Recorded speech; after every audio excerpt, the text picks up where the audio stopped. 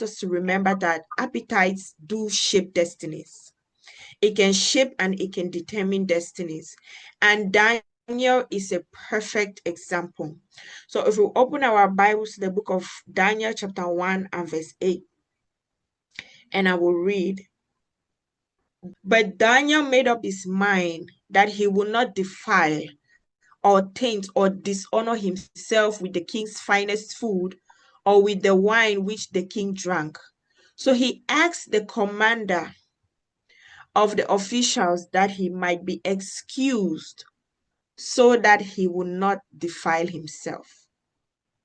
So when we're talking about when defilement comes up, then remember that means there's a consecration in place.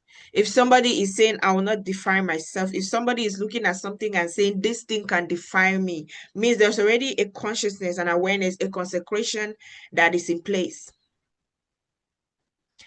Before all the exploits that he and the other Hebrew boys did, before any of that, there was a decision to be made.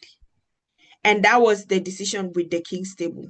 So before they ever saw a miracle, before the interpretation, before the lions, then there was a decision to be made. So that usually comes first, because sometimes we are waiting for God to do something big, and then we are going to find a reason. It's like God has to earn the right for us to listen or to obey to something. But obedience, it comes first.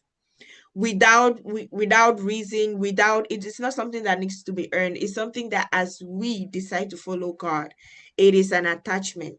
So God doesn't necessarily have to manifest himself in a big way to convince us to obey him. Before they got to that level of expert, there was a decision, and it was a decision of appetite, a decision of consecration.